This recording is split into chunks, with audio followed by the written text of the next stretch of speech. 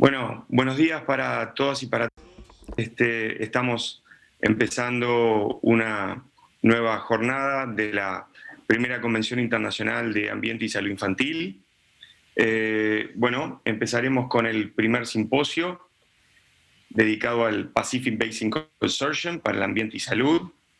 El Consorcio de la Cuenca del Pacífico para el Medio Ambiente y Salud es una organización con una fuerte impronta académica que proporciona un foro para personas e instituciones con una experiencia profesional diversa, de diferencia de procedencia, que se reúnen y debaten sobre problemas ambientales y de salud emergentes y participan en investigaciones comunes y desarrollan y difunden estrategias innovadoras para abordar estos problemas y crear alternativas sostenibles.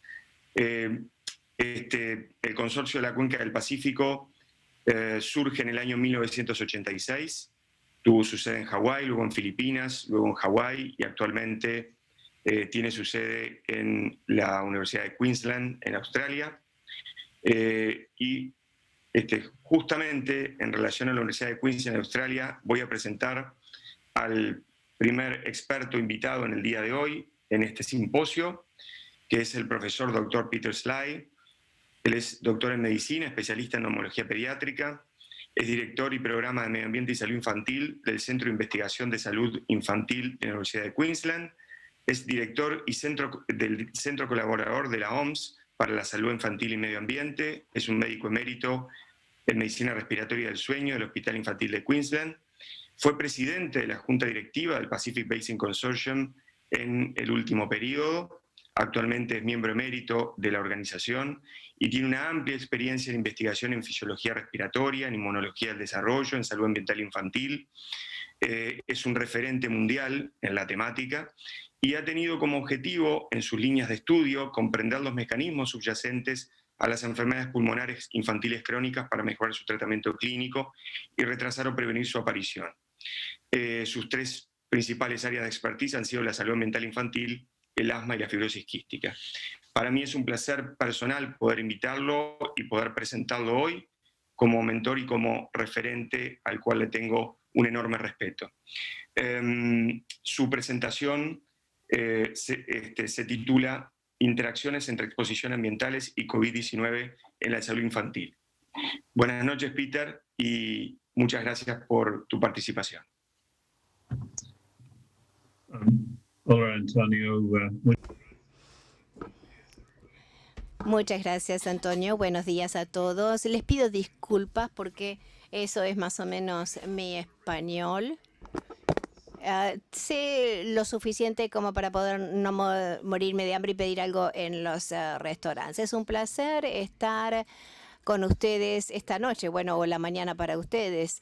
Es una pena no poder estar con ustedes. Yo sé que estos congresos son muy interesantes y divertidos, pero así está el mundo. Hoy voy a hablar de algunos de los nuevos temas y nuestras especulaciones. Como verán, les voy a contar de algunas nuevas cosas que vienen, aunque no relacionadas directamente con COVID, pero sí algunas cosas nuevas. De lo que voy a hablar un poco de COVID-19 y por qué los niños no se enferman tanto como los adultos y cuáles son las interrogantes y las oportunidades para la investigación. Y pienso que va a haber mucho campo de investigación de COVID y que nos lleva a llevar sobre las interrogantes importantes de cómo podemos enfrentar algunos de estos dilemas. Como estoy seguro que ustedes saben, el virus SARS-CoV-2 surgió en Wuhan, en China, y fue notificado a la Organización Mundial de la Salud el 21 de diciembre de 2019. Se declaró la emergencia de salud pública en el 30 de enero del 2020 y se declaró la pandemia el 11 de marzo del 2020 y el mundo cambió. El virus se une al receptor AC2 que está expresado en los pulmones, en el corazón, riñón, intestino, y la enfermedad que provoca el COVID-19 es provocada por SARS-CoV-2. Los síntomas aparecen entre 2 y 14 días después de la exposición y, como se subraya aquí, incluyen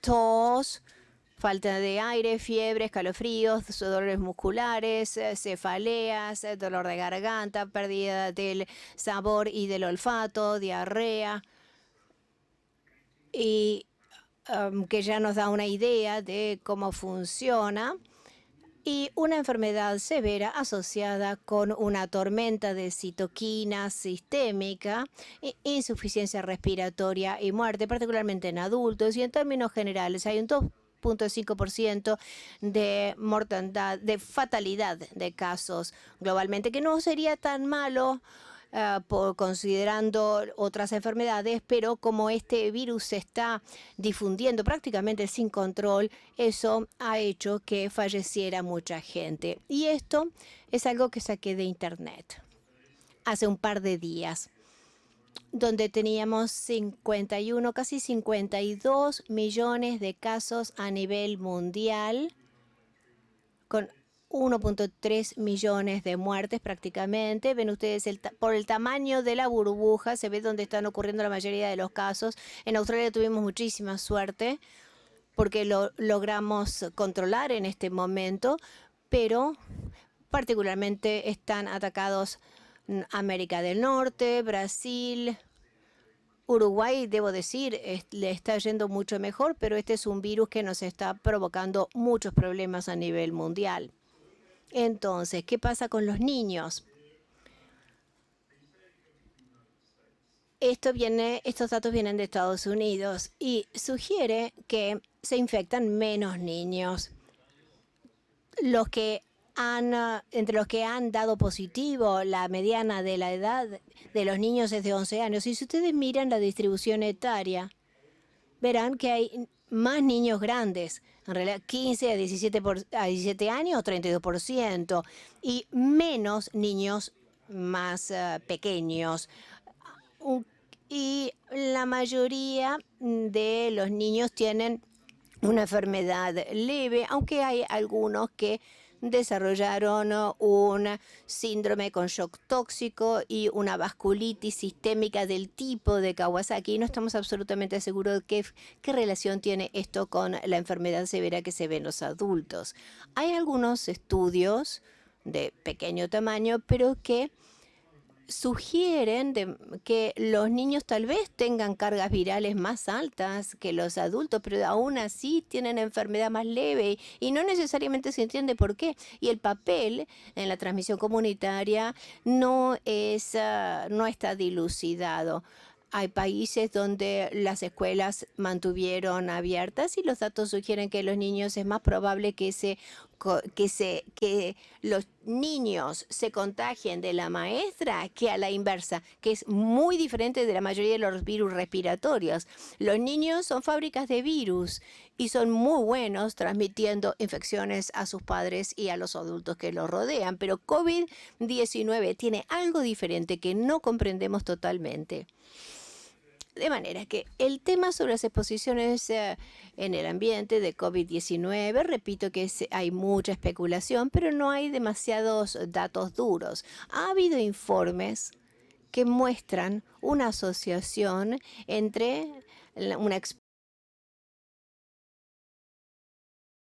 al menos COVID-19. ¿Hay algo que esté protegiendo a los niños o hay algo muy diferente de este virus que realmente no sabemos?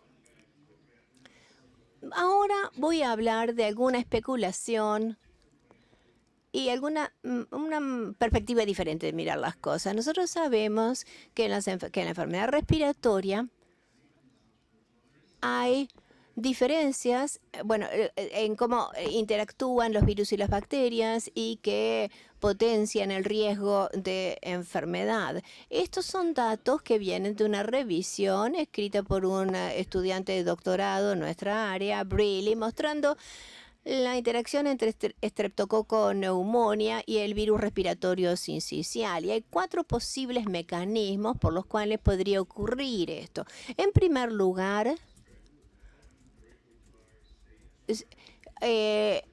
el virus respiratorio sincicial actúa como un remolque, como un barco de remolque, como tironeando de la Streptococcus pneumoniae. Hay quienes dicen que el virus actúa como un receptor de superficie para las bacterias y le permite entrar a la célula. Hay incluso datos que los virus permiten la expresión de proteínas de unión en la bacteria y incluso hay un daño epitelial viral que expone la membrana basal y permiten el ingreso de las bacterias. Desde el punto de vista de COVID-19, es posible que las células lesionadas estén lesionadas por contaminación aérea. Y les voy a mostrar algunos datos de uno de mis estudiantes de doctorado que ha estado trabajando con los virus y las respuestas inmunitarias en las células epiteliales y cómo se ven afectados por la contaminación aérea. Sabemos que la contaminación aérea, tanto relacionada con la combustión como la de contaminación aérea biológica, aumenta el ROS en las células epiteliales, lo que provoca inflamación, daño mitocondrial, daño del ADN, aumento de la apoptosis, y hay datos directos que muestran los vínculos con la enfermedad pulmonar obstructiva crónica, la fibrosis pulmonar y asma, entre otros.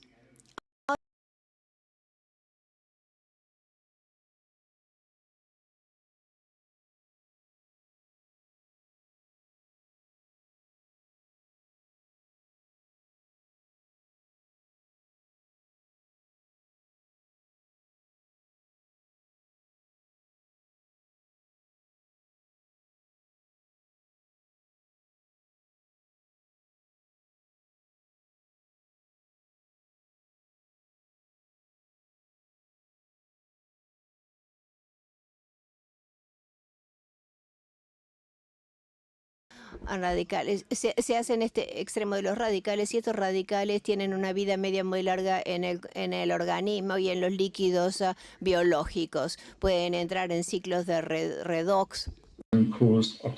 Y causan estrés oxidativo persistente. En el medio ambiente, estos radicales, el medio ambiente surgen de diferentes fuentes. Hay muchas fuentes como de motores de combustión y también del hogar, exponiendo a las personas a esta irritación. Y ha habido trabajos que muestran con medidas, colocando plantas o árboles al lado de las carreteras para ver la presencia y la concentración de estos radicales. Hablando del epitelio, esto es importante por varios motivos. En la vía aérea es el primer contacto con los tóxicos ambientales. Acá tenemos el epitelio estratificado, que tiene la membrana basal, las células basales, las ciliadas, las caliciformes, y estas que producen mucus. Y acá el recubrimiento epitelial. Este es un esquema, y acá la micrografía de su aspecto en un cultivo celular. Utilizamos esto para estudiar las respuestas inmunes. Hay una cureta especial para tomar células de la superficie inferior, de la parte anterior de la nariz, y se coloca luego en una interfase donde hay nutrientes debajo y aire arriba, y esto se desarrolla en un epitelio pseudoestratificado que hace una representación fisiológica de lo que ocurre en el cuerpo. Tengo un estudiante que ha estado estudiando la exposición oxidativa en células. Acá tenemos un oxidante típico y también radicales libres persistentes en el medio ambiente para medir las respuestas inmunes en el epitelio, para ver su integridad, la muerte celular epitelial, la generación de moléculas de oxígeno en los mitocondrias y la expresión génica para ver, junto a la expresión proteica, cómo responden las células a estos estímulos. Ella también está estudiando los antioxidantes y cómo estos pueden prevenir los efectos nocivos. Y se está concentrando en resveratrol, que viene del vino tinto, que tengo entendido que en América Latina es un muy buen antioxidante. Y astaxantina, que viene de frutos de mar, particularmente moluscos. La astaxantina es una molécula interesante, se liga e interactúa directamente con oxidantes intracelulares para neutralizarlos, en tanto que la vitamina C, por ejemplo, y otros quedan en la superficie, y el resveratrol está también en la superficie celular. Si estudiamos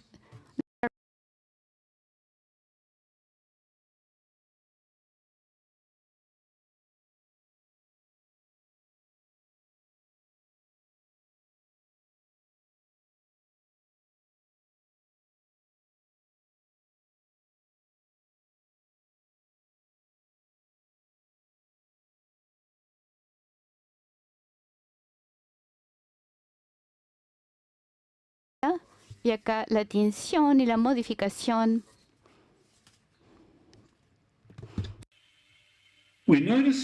Observamos que algunos son más sensibles a los antioxidantes que otros.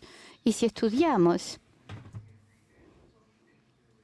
acá la integridad epitelial, los sujetos más sensibles tienen mayor caída de la integridad epitelial y aumento de permeabilidad y de muerte celular. Y esto puede prevenirse con pretratamiento con antioxidantes. Y esto también es cierto para las moléculas de oxígeno reactivos mitocondriales. Los más sensibles tienen incrementos mayores, prevenido o evitado por antioxidantes. Y algo intrigante, hay un cambio en la capacidad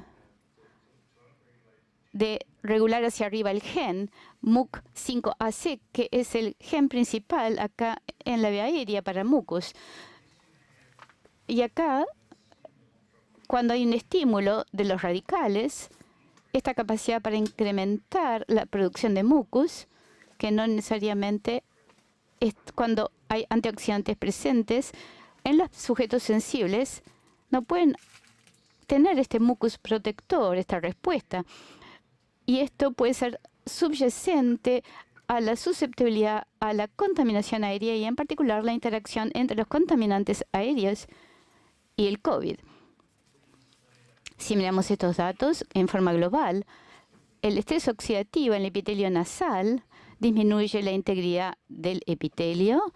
Los sujetos individuos no pueden incrementar una respuesta mucosa protectora y el pretratamiento con antioxidantes, particularmente astaxantina, mitiga este efecto. ¿Y qué pasa con la contaminación aérea y el COVID? Pensamos que la gran pregunta aquí, en mi opinión, es si la materia particulada podría actuar como un portador viral, como un portador o un transportador de neumococos y también para este virus. Si hay sujetos particularmente sensibles al estrés oxidativo inducido por radicales, ¿incrementaría esto el riesgo para COVID en personas sensibles? Bueno, hay muchos datos que hay que pensar y hay muchas oportunidades experimentales al respecto, pero la historia de COVID es más que esto. Si estudiamos al COVID en niños, hay muy poca evidencia hasta ahora de transmisión de COVID-19, de SARS-CoV-2, al feto, lo cual es muy diferente de los otros virus. Y algo muy importante, chicos nacidos de madres infectadas no parecen verse afectados. Y la pregunta es, ¿por qué ocurre esto? Bueno, una especulación es que la respuesta inmune tipo 1 que ocurre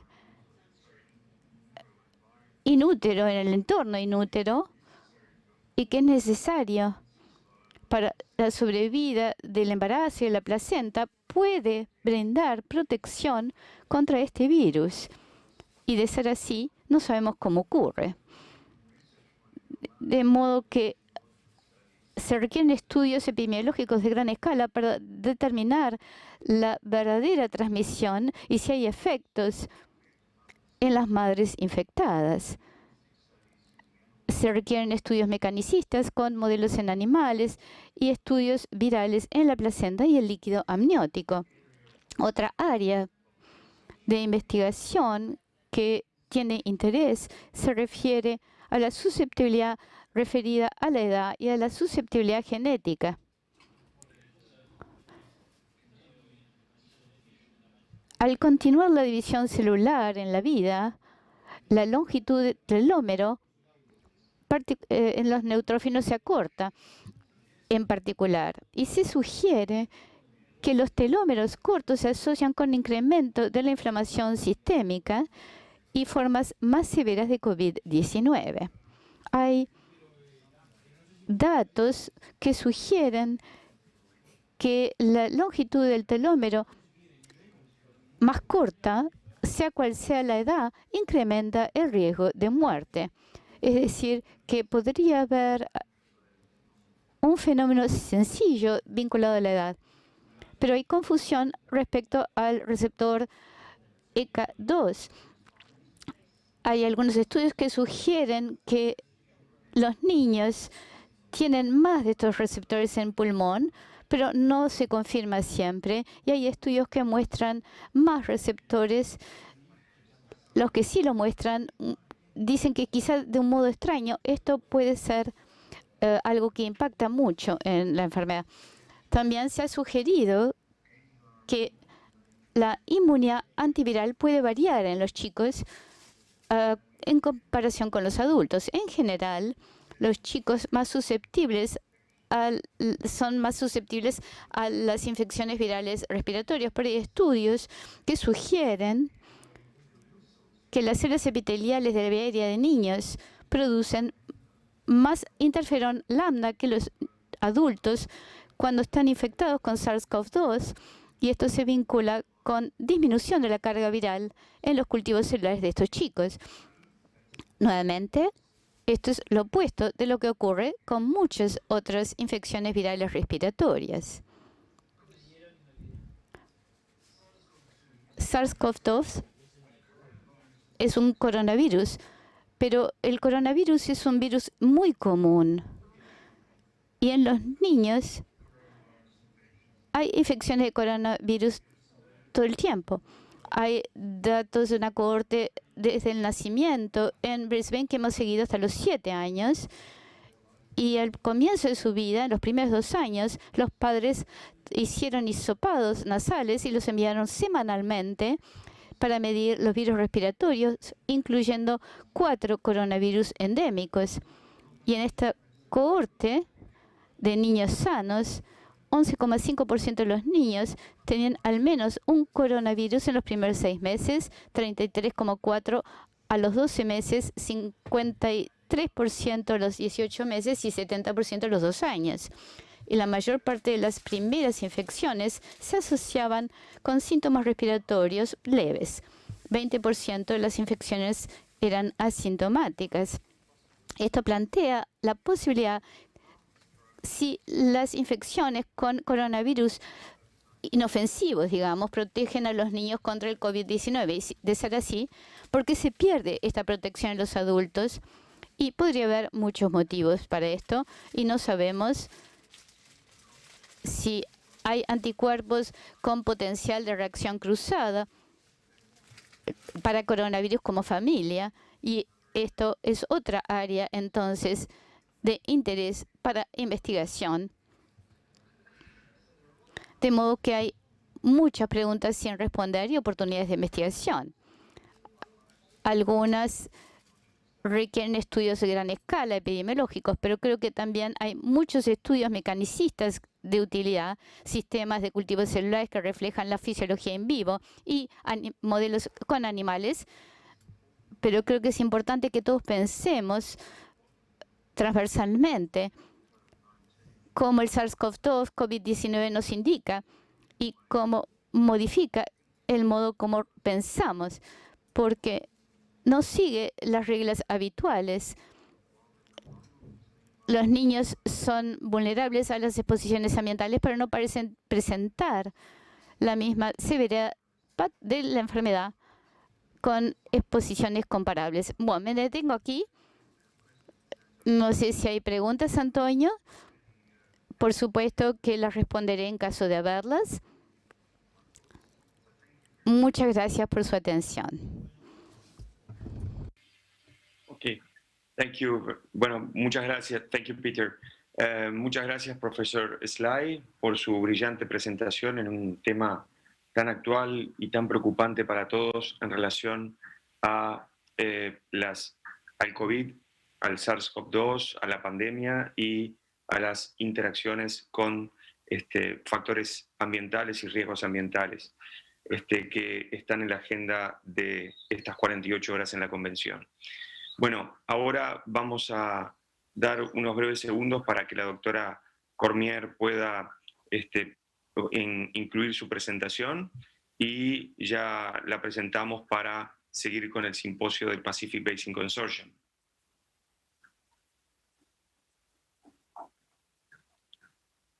Hi, Steph.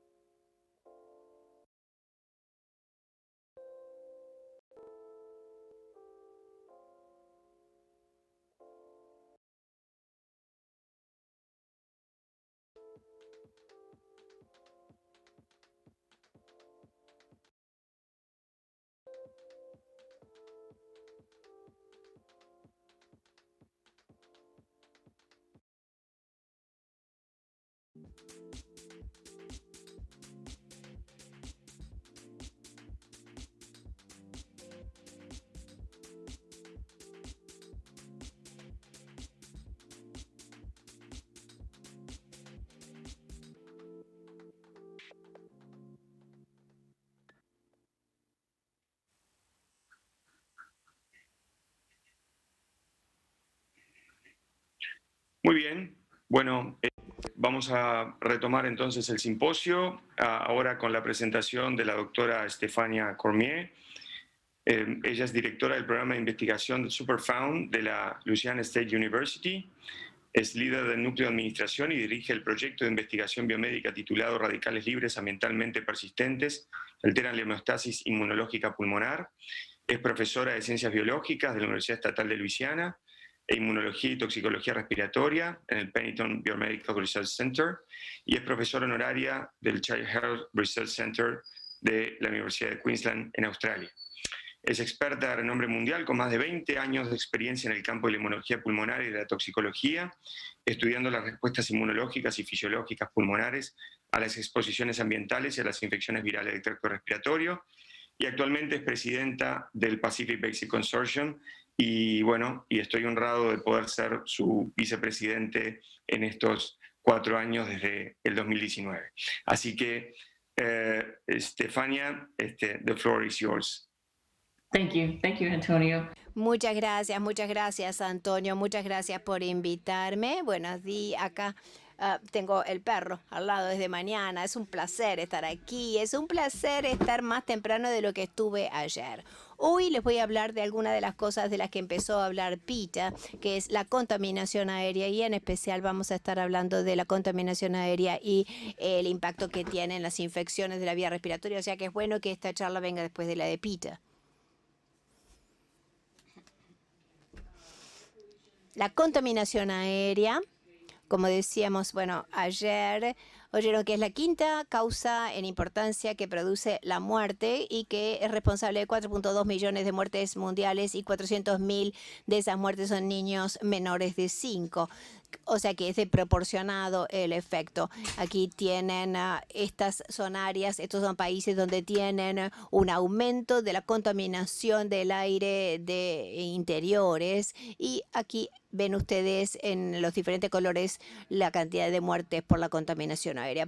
Peter ya habló de algunas de las fuentes, excepto por el África subsahariana y algunas zonas desérticas, son por muertes de fuentes de combustión producidas por el hombre, y que pueden ser o bien estacionales, naturales, o móviles o personales, como el humo de cigarrillo, y también ocurren por elementos naturales como erupciones de volcanes o incendios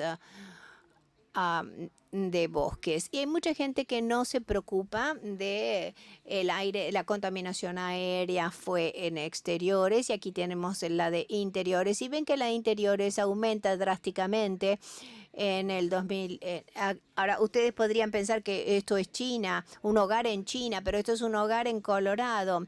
Es en Estados Unidos donde se considera que la contaminación del aire de interiores es baja, pero ven ustedes que es mucho más alta que la contaminación en exteriores, sugiriendo que los niños y las madres que estaban adentro, que se quedan la mayor parte del tiempo adentro de su casa, se ve expuesto a estos picos de contaminación aérea de interiores.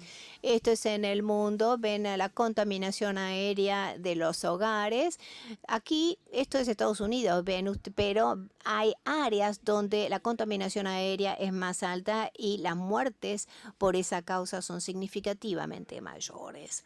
Ahora, como ya mencionamos y Peter ya dijo, hay una serie de fuentes de contaminación aérea de interiores. La principal es de la quema de biomasa, o sea, y que es debido o a calefacción de la casa o a la cocina de los alimentos. A nivel mundial hay una serie de gases que se pueden atribuir a la contaminación aérea. Estos son datos del 2017 y muestran que si bien hay cosas que podríamos esperar, como que aumente EPOC, por ejemplo, que aumenten las muertes debidas a EPOC por contaminación con materia particulada, también hay otras enfermedades que están asociadas con esta contaminación, como las infecciones aéreas inferiores. Y también hay otras cosas como la diabetes, enfermedad cardíaca, que no hubiéramos pensado que estuvieran relacionados con la materia particulada contaminando el aire. Les voy a mostrar ahora una serie de diapositivas que muestran el número de muertes globales atribuibles a la contaminación aérea y les voy a mostrar los rangos etarios de esas muertes y estos son datos del 2019, o sea que es bastante reciente. Y les quiero llamar la atención a dos cosas. Uno es que arriba tienen la contaminación de los hogares y abajo la materia particulada ambiente y ven ustedes que el porcentaje de las muertes totales por la contaminación aérea de los hogares es mucho mayor que la de ambiente y hay casi una proporción igual entre la muerte de los maternas y neonatales en este grupo de menores de 5 años por contaminación del aire del hogar. Ahora, entre los 5 y los 14 años, la mayoría de las muertes, casi un 100% de las muertes asociadas con contaminación con materia particulada, esto es en los hogares y ambiente también es debido a infecciones respiratorias, no solamente virales. Ahora, en los rangos etarios mayores, 15 a 49 años, ven que esto cambia drásticamente y también se ve un cambio radical, totalmente el inverso. Bueno, usó el término flip-flop, que es como que se da vuelta totalmente. Este es el área ambiente, la contaminación del área ambiente ve que es muchísimo mayor. La mayoría de estas muertes son debidas a enfermedades cardiovasculares y no a infecciones de las vías respiratorias.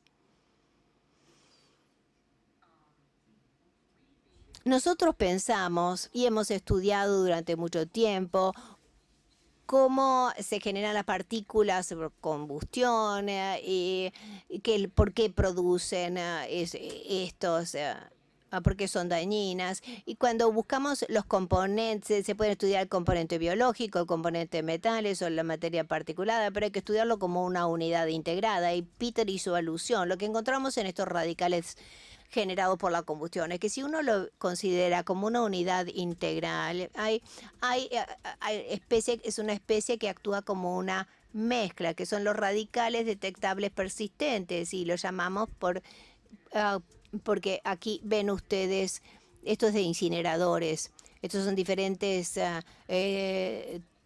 hollines, tiznes y acá ven una radical que se genera no solamente, se genera, por ejemplo, en las partículas del diésel, de la gasolina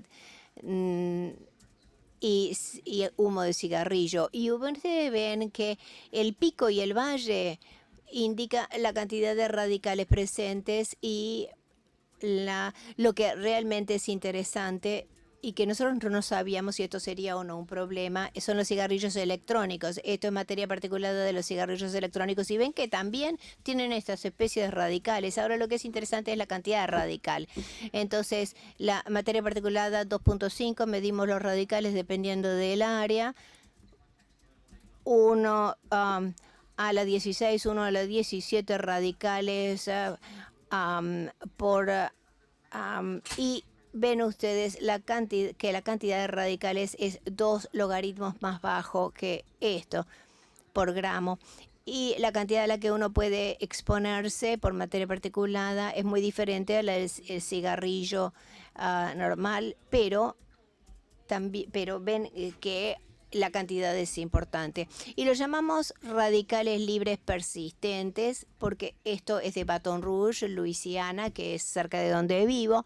Y si ustedes ponen estas partículas en el laboratorio y esperan unos días, pueden detectar los radicales libres persistentes en unos pocos días. Ahora, nosotros pensamos como que desaparecerían en milisegundos, pero esto tiene una vida media, depende de ustedes de donde salgan los radicales libres, de 21 días. Ahora, como hizo alusión Peter, también están en soluciones biológicas. Esto es en soluciones biológicas y ven que las especies radicales persisten por lo menos 12 horas en este líquido biológico. Y una vez que ingresan al organismo, estos radicales sufren reacciones químicas y van a producir radicales hidroxilo y va a producir daño y va a incidir en la salud respiratoria. Ahora, lo que es interesante, ¿se acuerdan que hablamos de las mezclas? Las mezclas depende de dónde sale el producto de combustión. Puede contener una serie de metales y especies orgánicas, y esos metales, dependiendo de la valencia del metal, estamos tratando de ver cómo influye la valencia, pero los metales determinan la vida media del radical asociado con la materia particulada. De manera que aquí tenemos cobre, aquí hierro, y aluminio, zinc. Las vidas medias son tremendas y estamos tratando de entender por qué. Y dependiendo de la cantidad de óxidos de metales que están presentes en la combustión, pueden tener más o menos producción de óxido de metales y de radicales libres.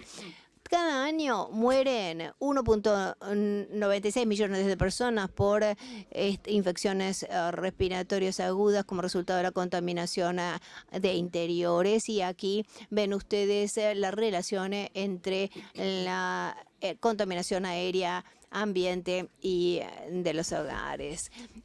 Estudiamos, entonces vemos cómo la materia particulada incide en las infecciones por virus. This was called the EPIC cohort, if you're familiar with it. And we took a number of pediatric pneumonia cases from across Memphis, and then we geomapped them, looking at severity of disease as length of stay in the hospital or admission to the ICU. And what we found is that there's a geographical distribution of pneumonia across the Memphis metropolitan area. And this was interesting because there are hot spots of pneumonia here in the south of Memphis, here in the north of Memphis, and here in downtown Memphis. And that these hot spots did not necessarily reflect PM 2.5 levels, which were pretty homogeneous across this area. In fact, the hot spots, which I blew up here for you to see, actually reflect the amount of radical content that we could get off of the particulate matter. And so this was actually using a leaf study that Peter actually mentioned. So leaves were collected all over a huge grid in Memphis. It was a 20-person, 1-week brute force effort, and the radical content was captured. And what we saw was that where high radical EPFR content was, we had these pneumonia hotspots, suggesting that not just PM, but radical content in PM was actually driving increased respiratory tract infection severity. And that's just summarized here. So we can't really study all of this in humans. So what we did was create an exposure protocol. This is Dr. Greg Lee. He was an MD PhD student in my lab. He's now a plastic surgeon up in Chicago. But he was actually interested in understanding why these infections in early time periods led to severity. And so he did a lot of the work that started these projects.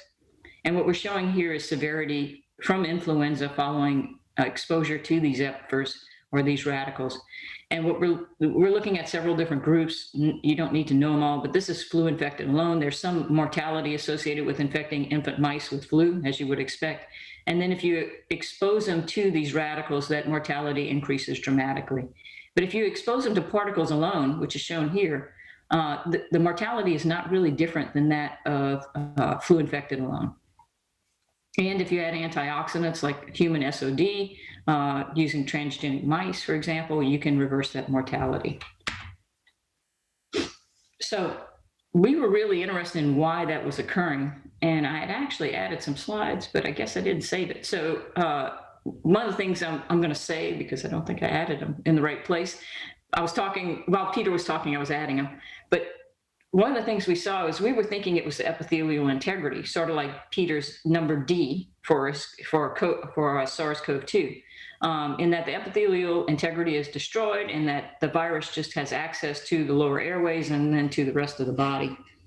And that wasn't really, while that was part of the problem, that wasn't the full problem. And so what we also identified was that the change in that epithelial integrity actually signals the immune system to go into an immunosuppressive type situation. And so IL-10 and regulatory T cells actually come up and suppress active immune responses in the lungs.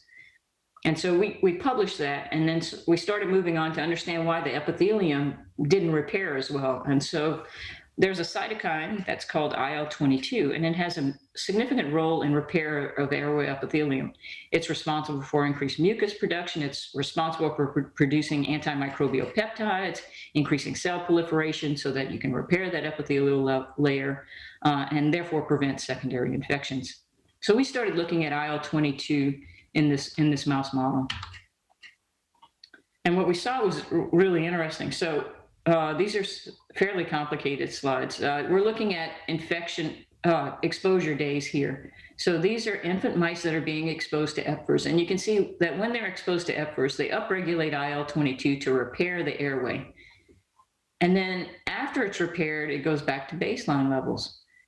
Now, when you infect a mouse with flu, we knew that infection with flu La infección causa daño al epitelio y por tanto la expresión de IL-22 debe incrementar, pero con la exposición a los radicales libres no vimos el incremento de IL-22 y intentamos comenzar a explorarlo. La primera pregunta era si se agrega el IL-22 se puede proteger al pulmón.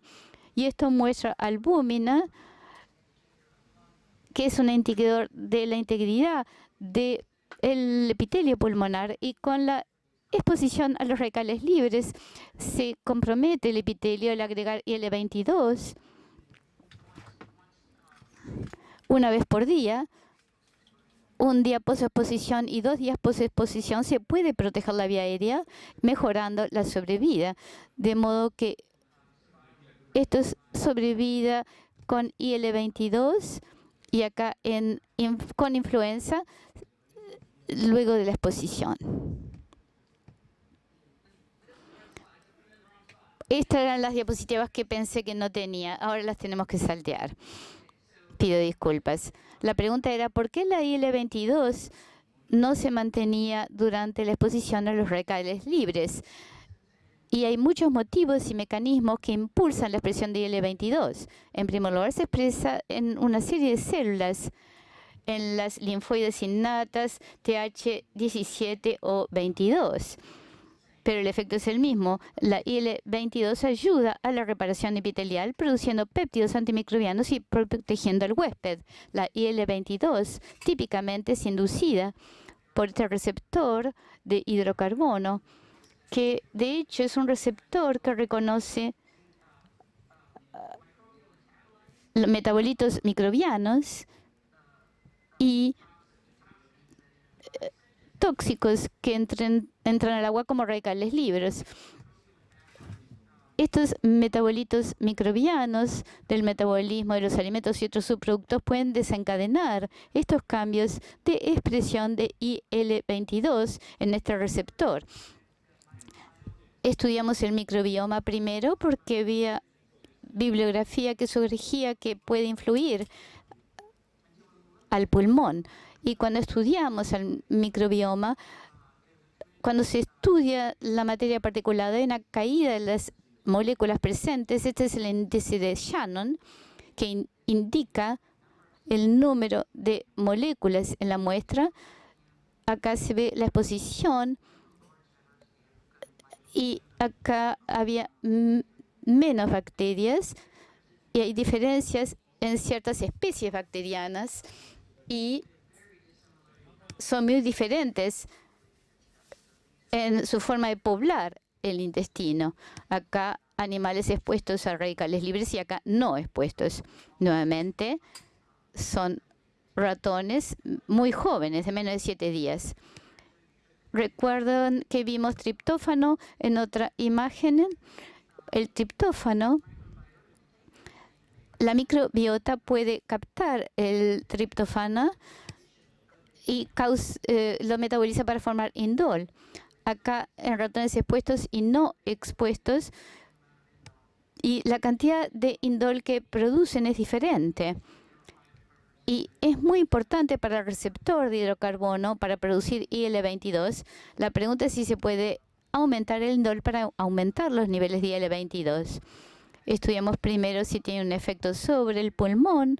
Acá estudiamos indol, animales expuestos a radicales libres tratados con indol y animales expuestos a radicales libres y nada más. Acá en líquido de lavado broncoalveolar. Acá se ve lo que ocurre. El indol puede incrementar la sobrevida luego de infección por influenza y exposición a radicales libres. Parece que aumenta la expresión de IL-2 en los pulmones. Bueno, no hemos terminado, estamos recién iniciando algunos proyectos y estamos trabajando con materia particulada y radicales libres. Y hay datos que sugieren que modifica el microbioma intestinal, que a su vez cambia los metabolitas de las bacterias, particularmente indol 3A. Y este es importante para activar el receptor, para aumentar el IL-22 y aumentar la reparación epitelial. Y de no ser así, no se protege la respuesta inmune y hay más respuesta inmunosupresora que aumenta la severidad de la patología y mortalidad de los ratones. La conclusión es que la exposición a los radicales libres presente en la mayor parte de la materia particulada derivada de la combustión se correlaciona con el riesgo de neumonía en la población pediátrica, aumentando la mortalidad y por la infección por virus de influenza. Disminuye IL-22 con la infección de influenza y se puede hacer suplementos con IL-22. El microbioma es importante en la producción del receptor y los ligandos necesarios para la sobrevida y el mantenimiento de IL-22. Esto tiene gran impacto a nivel mundial y muestra el papel de la exposición inhalatoria y la exacerbación de las infecciones de la vía respiratoria. Los mecanismos por los cuales la materia particular exacerba esta enfermedad queda subrayada y los blancos terapéuticos potenciales para atenuar la morbimortalidad inducida por infecciones potenciadas por la materia particulada. La población pediátrica de Memphis muestra que si bien 2,5 es lo normal en el área, hubo puntos calientes que aumentaban la severidad de la enfermedad que se ligaban a incrementos de radicales libres y no solo de materia particulada. Luego desarrollar servicios de monitoreo, podemos mejorar las normas de calidad de aire para mejorar toda esta situación. Bueno, agradezco a toda la gente del laboratorio. Este trabajo fue iniciado por una estudiante de posgrado y acá tenemos otros dos y también patrocinado por el Centro Superfund de NIEHS. Muchas gracias, doctor Pascale, por invitarme. Si hay preguntas, estoy abierta a responder. Muchas gracias, doctora Cormier. Para nosotros, en este lado del mundo y particularmente por las características de nuestros países, también la contaminación del aire interior es un problema de salud pública, donde toxicólogos, pediatras y todos los profesionales de la salud estamos abocados también a su abordaje. Así que creo que este simposio ha tratado dos temas de gran actualidad y que lo han hecho obviamente en forma brillante. Tengo comentarios de la audiencia en relación justamente a lo brillante de ambas exposiciones, a lo clarificante también del doctor Sly en relación a su presentación y la interacción del COVID con los determinantes ambientales. Y así que no me queda más que agradecerles profundamente a ambos, al profesor Sly, a la profesora Cormier, porque, bueno, han hecho un esfuerzo importante en Brisbane de noche, en la madrugada de Luisiana, para estar con nosotros. Así que, bueno, nada más que para mí, en lo personal, en nombre del comité organizador, el Comité Científico del Congreso, uruguayo de toxicología, el 6º Congreso de la Primera Convención Internacional de Ambiente y Salud Infantil, mis sinceros agradecimientos, mis profundos agradecimientos a ambos. Así que muchísimas gracias y recordemos que el Pacific Basin Consortium es una asociación abierta que permite, como dice siempre el profesor Sly, que gente joven pueda involucrarse también del lado del Atlántico. ¿No es así, Peter?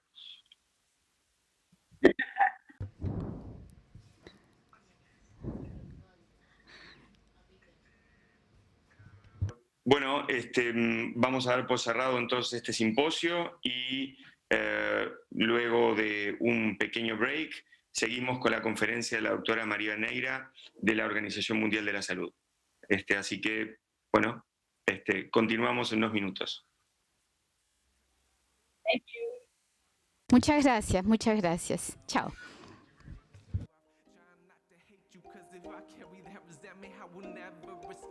I've already forfeited too much of my life to your enslavement. So my final bid for freedom, I guess I forgave you. We've been walking through the forest with blood on our hands. We got lost in such a foreign land where we could be free.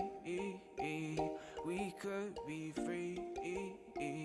I'm a pagan, I'm a pilgrim, I'm a sinner, I'm a saint. I'm one of God's children that's descended from the snake. We've been deceived. We've been deceived.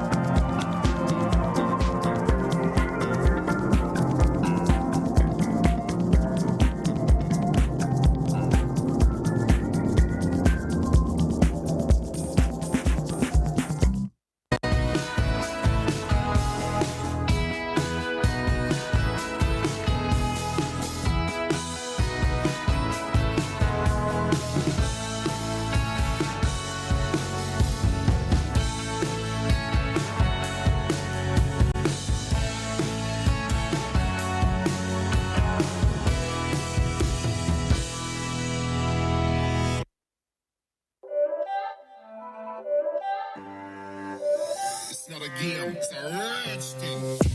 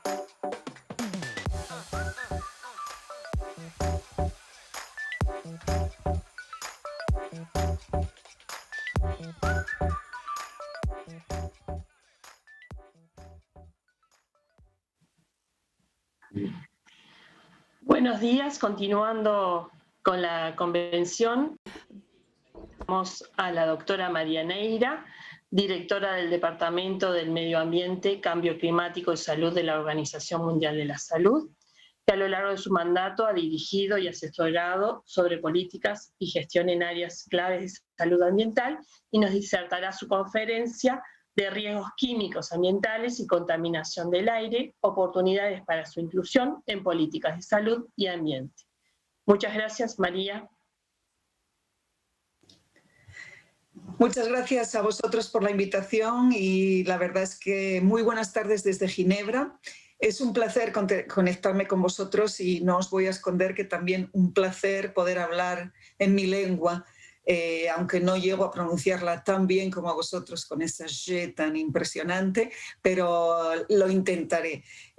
Como digo, muchísimas gracias por organizar este congreso, por invitarme y por darnos esta oportunidad de compartir con vosotros algunas ideas de cómo vamos a movernos en esta situación, qué oportunidades vamos a tener en la agenda política para avanzar en este trabajo tan importante que se lleva haciendo tantos años y sobre todo en un momento tan difícil como este en el que parece que la única prioridad es el virus SARS-CoV-2 y cuáles son las armas que vamos a utilizar esperando que esas nos produzcan los mejores resultados y sobre todo que podamos tener el mayor impacto posible.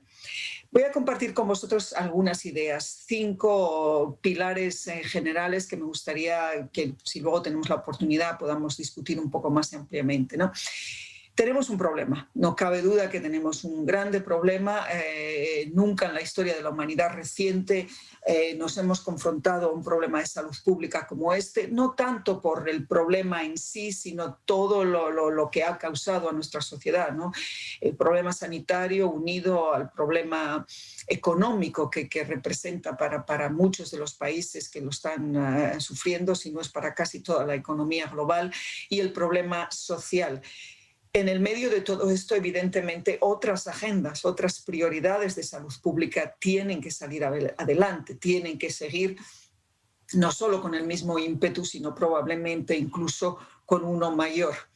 En este sentido, creo que tenemos que empezar por ver cómo encajamos esa agenda nuestra de salud ambiental, de problemas con sustancias químicas y de contaminación del aire de una manera estratégica en lo que ahora mismo está el mundo de una manera excepcional confrontando, ¿no?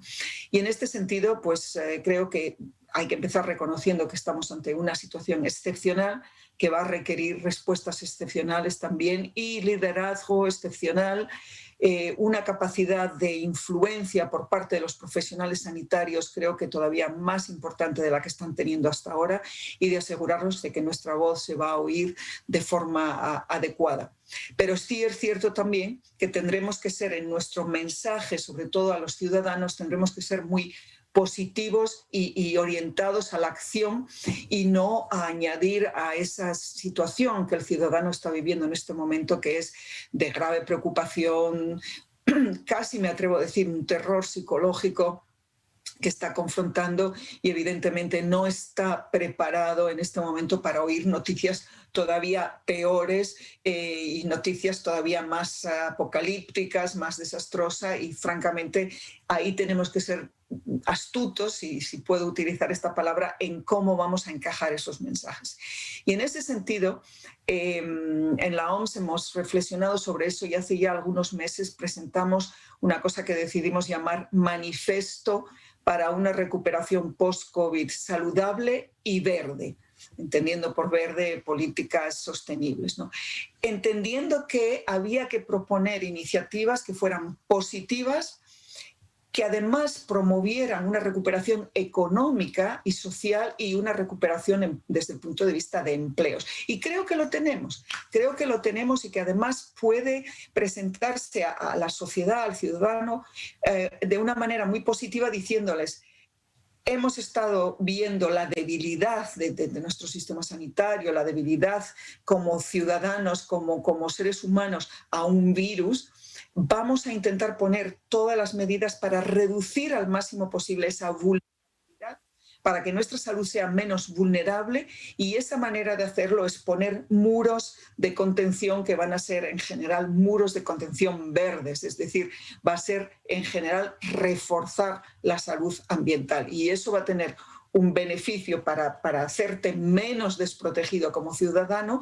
Al mismo tiempo también va a contribuir a una recuperación económica importante y generando empleos, y obviamente con esa recuperación económica y social esperamos que también la salud mental también se pueda beneficiar, porque ha sido realmente un golpe muy fuerte.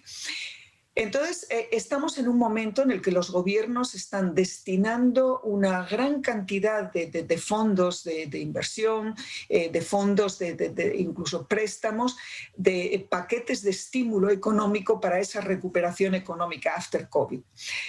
Normalmente el sector sanitario, los profesionales sanitarios se inhiben de ese debate. En los debates económicos rara vez nos invitan, rara vez nos envuelven, rara vez nos piden nuestra opinión, y por eso la hemos dado sin que nadie nos la pida. En este momento en que Europa, por ejemplo, que es donde de más cerca vivimos esos paquetes económicos, esos estímulos económicos, está destinando grandes ayudas financieras para recuperación económica. Queremos que esa recuperación económica se haga en base a los siguientes criterios que nosotros hemos llamado 6 prescripciones, ¿no?, para la recuperación saludable y verde. La primera prescripción es que esos fondos tienen que ir destinados también a actividades que acaben con esa destrucción de los ecosistemas, de la naturaleza en la que estamos en este momento viviendo, ¿no? En este momento sabemos que si tenemos estas epidemias, estos virus emergentes, es también porque hemos roto nuestra relación con los ecosistemas, con la biodiversidad, con el medio ambiente, porque no hemos respetado la barrera de especies, ¿no? Porque a través de esa deforestación, a través de esas políticas agrícolas tan agresivas y contaminantes, a través de esa comercialización y consumo de animales salvajes sin ningún sistema de seguridad alimentaria, a través del hecho de que contaminamos todo lo que tocamos, los océanos, el aire que respiramos, todo. Eso no puede continuar así, y creo que hay que presentárselo al ciudadano esta vez no como una propuesta que hacen ecologistas o gente que es muy verde y que está muy de acuerdo con los movimientos ambientalistas, sino que esto es una cuestión de salud. Así que hay que representarlo cada vez más y decirles que hay que atacar esos factores de riesgo y reducirlos y minimizarlos lo máximo posible para no vernos otra vez en una situación tan vulnerable como la que hemos tenido y la que estamos teniendo todavía. La prescripción número 2 sería sobre aprovechar esos paquetes, esos estímulos económicos para cerrar esa brecha tan inaceptable que todavía tenemos de que no haya acceso a los servicios básicos de salud, ¿no?, que tienen que ver con la salud ambiental, acceso al agua potable, acceso al saneamiento, higiene, jabón. Son cosas que hoy en el año 2020, este funesto año 2020, nuestra recomendación de salud pública más potente para luchar contra un virus sigue siendo lávese las manos. Es decir, volvemos a las bases de la salud ambiental, de la higiene, pero irónicamente, alrededor del mundo, 4 o 6 miles de millones de ciudadanos de este mundo todavía no tienen un servicio sanitario, un acceso al agua potable. Hoy es el Día Universal del acceso al servicio sanitario y resulta que todavía tenemos que estar abogando por que la gente pueda tener acceso a por lo menos una latrina o algo donde podamos eliminar una letrina donde podamos eliminar esos residuos, ¿no? De una forma, en fin, de una forma que no contribuya a nuestra enfermedad, sino que al revés, que nos proteja. Así que queremos que se aproveche para que esos estímulos vayan a inversiones básicas de salud ambiental, donde hasta ahora todavía tenemos mucho que cubrir. La tercera prescripción, y creo que esta vale la pena que nos detengamos un poco más, es esa transición saludable a modelos energéticos limpios, a modelos energéticos renovables, a modelos energéticos que dejen de usar combustibles fósiles que nos están matando. Las presentaciones anteriores tenían mucha relación con la contaminación del aire y efectivamente ese es un problema que tiene mucho que ver con esos combustibles que usamos para generar la energía que necesitamos todos los días. Tiene que ver con el hecho de que seguimos quemando combustibles fósiles que tienen mucho que ver con las causas del calentamiento global, de cambio climático, pero que contribuyen enormemente a la contaminación del aire y por tanto a esos 7 millones de muertes prematuras que tenemos cada año causadas por esa exposición a la contaminación del aire. 7 millones de muertes prematuras debido a la mala calidad del aire que respiramos. Esto es totalmente inaceptable y si después de esta pandemia, en las medidas que vamos a poner en marcha, no conseguimos que se dejen de destinar recursos para combustibles fósiles y que al contrario se invierta cada vez más en esa transición energética a una energía limpia, creo que vamos a, sobre todo los que trabajamos en salud ambiental, toxicología, medio ambiente, creo que vamos a tener casi una batalla perdida porque eso significará que los humanos aprendemos poco y mal, incluso de las crisis. Pero bueno, somos positivos y seguramente sí que se podrá hacer algo desde ese punto de vista. La prescripción número 4 tiene que ver con sistemas de producción de alimentos sostenibles. Desde el principio, cuando se usan pesticidas o cuando se usan fertilizantes, hasta el final de ese sistema de producción que tiene que ver con el manejo de los residuos. Todavía un tercio de esa producción de alimentos no se utiliza, simplemente se inutiliza, se quema en algunos sitios, en otros sitios se elimina, en fin. Tenemos que ir a una gestión mucho más sostenible de esa producción de alimentos y cambiar ese sistema que tenemos en este momento funcionante. Por otro lado, y vamos a la prescripción número 5, ciudades, nuestras zonas urbanas, donde se producen esos gases a efecto invernadero, pues una gran proporción de ellos en nuestras ciudades, en ese sistema de transporte que tenemos, en ese sistema de utilización de la energía poco eficiente que tenemos en nuestros edificios en las ciudades, en procesos industriales que todavía hay en las ciudades, incluso en incineración de basuras que ocurre todavía de esa manera tan anticuada, ¿no?, de incineración de basuras que contribuye a esa contaminación del aire. Y por lo tanto, ¿cómo serán diseñadas esas ciudades? ¿Cómo será esa planificación urbanística? ¿Qué queremos que sean esas ciudades? ¿Lugares donde nuestra salud va a estar protegida y promovida o lugares donde seamos ciudadanos de segunda y los autos, los coches sean ciudadanos de primera, que las ciudades estén pensadas para los autos y no para los humanos, que sigamos viviendo en ciudades con una densidad de población enorme, lo cual evidentemente es también otro factor de riesgo. Ante cualquier virus emergente, la transmisión será mucho más rápida en una ciudad muy poblada, donde hay una densidad importante y donde hay aglomeraciones con frecuencia. Yo creo que esta crisis también nos puede ayudar para a lo mejor provocar un cambio en nuestros ciudadanos, sobre todo los jóvenes, que tal vez pasan a vivir a zonas más rurales, siempre que podamos ofrecerles unos servicios de wifi, unos servicios de educación, unos servicios de facilidades que permitan ese cambio que todos necesitamos. No podemos seguir avanzando en ciudades grandes, ciudades que no ofrecen esos servicios que muchos ciudadanos van a buscar y que al mismo tiempo generan grandes problemas de enfermedades debidas al sedentarismo, debidas a factores de riesgo, pues simplemente por inhalar ese aire contaminado que muchas de nuestras ciudades en este momento tienen. Así que esa agenda con los alcaldes será nuestra gran oportunidad. Creo que los alcaldes pueden ser grandes apoyos para la salud ambiental. Primero porque tienen esa capacidad multisectorial, interdisciplinar, en la cual ellos pueden trabajar con el sector transporte, con el sector energía, muy de cerca con los ciudadanos, y donde nosotros tenemos que tener ese rol de orientarlos en cuáles son esas políticas urbanas que van a proteger la salud de los ciudadanos que viven en esas grandes ciudades. Y la última prescripción es un poco más provocativa, sí, que provoca un poco más,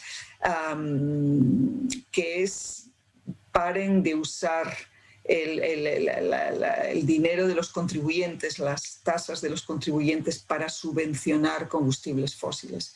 En este momento el mundo está todavía dedicando 400 millones de dólares a subvencionar combustibles fósiles, cuando luego las externalities, o sea, el impacto negativo que tiene el consumo de esos combustibles en la salud de los ciudadanos, en el gasto hospitalario, porque son muchos de ellos enfermedades crónicas que van a requerir una inversión importante desde el punto de vista de los sistemas de salud. Eso representa 5 trillones de dólares, con lo cual es una mala inversión usar dinero de esta recuperación económica para dar subvenciones a los combustibles fósiles, que son los que de alguna manera nos están matando. Y esas son las 6 prescripciones en las que pediría a todos los participantes que de alguna manera las apoyáramos, las hiciéramos nuestras, porque va a tener mucho que ver cómo se salga de esta crisis, cómo se hagan esas inversiones y al mismo tiempo qué tipo de ambiente vamos a fomentar, si vamos a lograr convencer a todos de que invertir en salud ambiental es una inversión muy estratégica y económicamente muy rentable. $1 invertido en energía renovable significa 4 veces más empleos que $1 invertido en combustibles fósiles. Tenemos miles de argumentos económicos en ese sentido de cómo es beneficioso para la economía y no solo para la salud estas prácticas de inversión en salud ambiental. Y quería terminar refiriéndome a cuál es el rol que podemos jugar nosotros.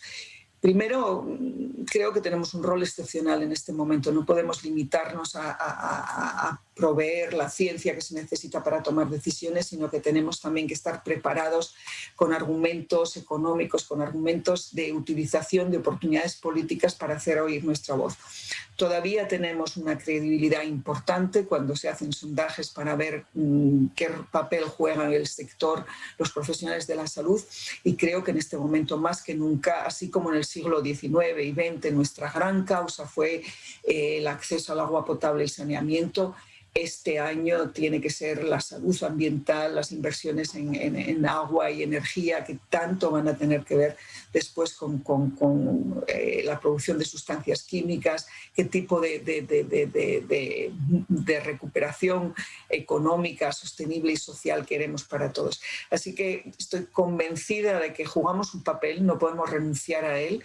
Tenemos una gran causa y esta causa tiene una ambición muy grande, que es reducir esas casi 13 millones de muertes que están relacionadas con exposición a factores ambientales de riesgo en general, incluyendo los 1,6 millones relacionados con la exposición a sustancias químicas, y por lo tanto creo que todos esos muertos justifican que nuestra ambición sea muy alta, que queramos que haya una velocidad muy rápida también en todas las convenciones, en todos los procesos en los que se pueden tomar decisiones, y que queremos también que sean muchos los que se unan a este movimiento y que sea imparable, y que la recuperación post-COVID-19 deje muchos beneficios para la salud ambiental, que en el fondo será dejar beneficios muy positivos para una recuperación sostenible, para proteger la salud de la gente y, después de todo, también de sentido común, si puedo decir, para cómo nuestra sociedad va a ser y desarrollarse.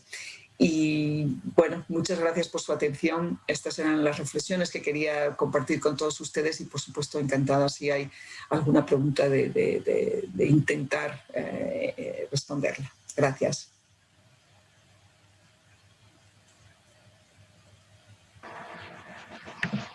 Gracias, María.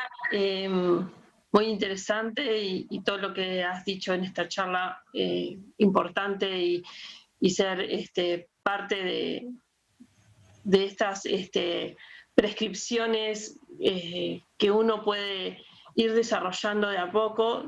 Si bien hay, sabemos, lugares y países que pueden estar más difícil el llegar, el acceso al saneamiento, el lograr el agua potable, pero bueno, hay que seguir trabajando por la salud humana, y que me parece que toda esta recuperación del ecosistema es importantísimo poderlo lograr. Tenemos comentarios. Es, bueno, excelente lo que decís. Agregaría, dice, denunciar lo destructivo de todos los monocultivos que contaminan, afectan biodiversidad, contaminan el agua y alimentos que consumen los niños, y ver qué se piensa sobre la probable aparición del trigo transgénico en nuestro país.